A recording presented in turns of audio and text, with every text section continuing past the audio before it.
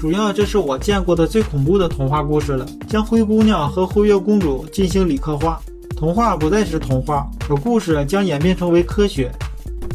Hello， 大家好，我是一路，今天为大家带来一部好玩的动漫，名字叫做《理科生坠入情网，故尝试证明》。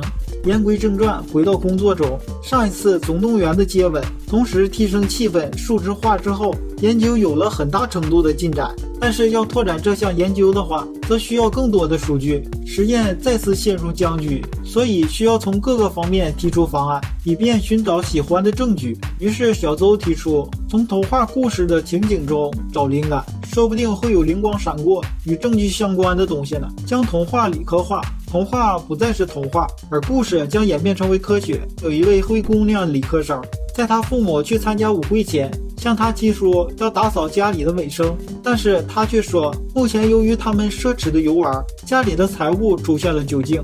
另外，参照他们的姿容打扮，说出了自己去才是性价比最高的话。一转，魔法师的魔法棒一挥，瞬间变出了豪华的礼服和马车。就这样，灰姑娘去参加了舞会，但是魔法师告诉她，12点之后魔法就会失效。作为理科生的灰姑娘，她非常的好奇，为什么能变出马车？质量守恒定律被吃掉了吗？莫非是核反应？舞会上，王子对灰姑娘一见钟情，在他眼里，灰姑娘是何等的理性。王子邀请灰姑娘跳舞，跳着跳着就12点。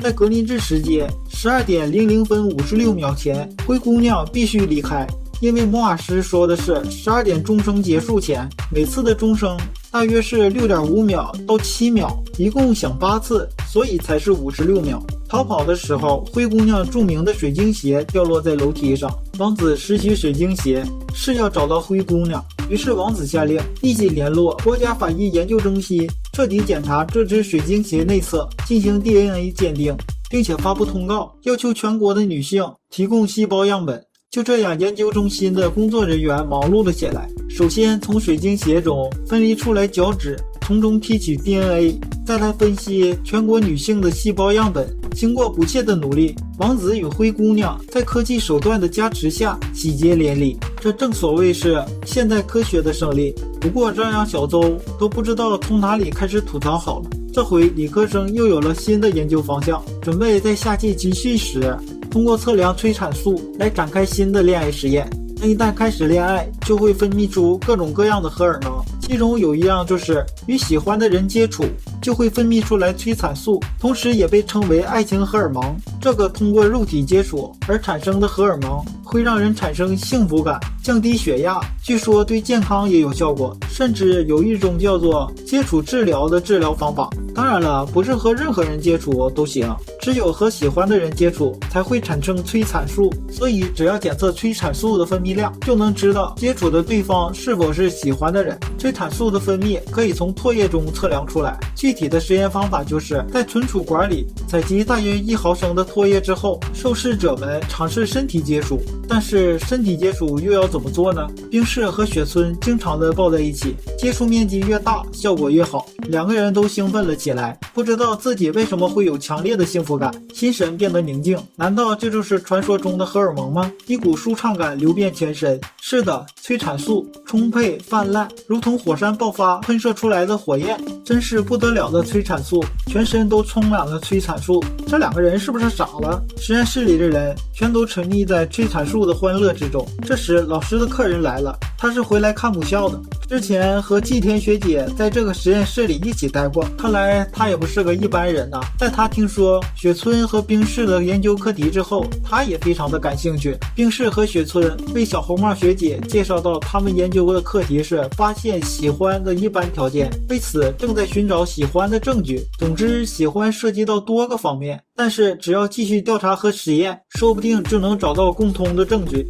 小红帽学姐如同着了魔一般，疯狂地记录着他们研究的课题、研究的方向。仿佛就发现了新大陆一般。漫画家的独特嗅觉告诉他，这是一个非常不错的主题。这位学姐叫山本亚梨华，如今进行着漫画家的工作。学姐请求加入他们的研究，将他们边亲热边研究的画面画成漫画，发给全世界，收集大众的喜欢证据。这样一来，是否喜欢对方的问题就能迎刃而解了。这样就能更大范围收集更多的数据，双方达成合作。就这样，山本学姐她作为前辈一起参加了夏季集训。为了能让故事更加的有趣，山本学姐一定会不择手段。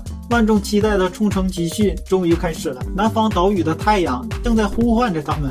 带着比众人多10倍的行李，雪村和冰室踏上了参加集训的旅程。在飞机上，雪村还尝试着和冰室进行亲密接触，来采集唾液，但是被空姐和众人拦下。虽然冰室一本正经地禁止雪村在公共场合对自己进行身体接触实验，但没多久，自己却反过来非常想要黏着雪村，开始怀念那种亲密的感觉。冰室是个口是心非的人，他在给小周讲解飞机飞行原理的时候，脑子里还会插播想要和雪村身体接触的想法。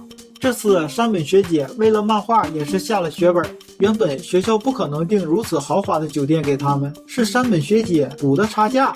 看来这次奢侈过后，学姐要靠豆芽和小麦度日了。山本学姐心想，若能定制舒适豪华的酒店，就能提升夜晚的气氛，当然就能看到更加有趣的场景了。那么这次的投资也就值了。一旁的纪田学姐提醒大家，她十分了解这个人，这个漫画家为了漫画可以不择手段。转眼冰室换上了性感的比基尼，较好的身材吸引了众人的视线，尤其是雪村，害羞的都不敢直视。他心里已经默默地算出，现在的冰室看起来比平时漂亮了2.34倍。纪田学姐说，雪村你也太白了吧，胸前平整，看着就像反光板一样，离远一看更加耀眼。所有人都笑出了声。几个人聚在一起吃西瓜，发现冰室和雪村不见了，原来他们是躲在石头后面，偷偷开始进行实验。冰室和雪村收集完唾液之后，见四下无人，开始进行了刺激的亲密接触实验。冰室心想，这下终于能和雪村粘在一起了，但此时身上鲜少的布料，进行这种实验是不是有点过了？雪村望着冰室敞开的披肩，思考再三。此时肌肤间的直接接触面积是平时无法比拟的，而且荷尔蒙的分泌需要尽可能的亲密接触。太过紧张的冰室突然以唾液采集太多，需要补充水分而退缩了。而对于雪村来说，似乎太过刺激，最后也以自己忘记计算的东西而退缩了。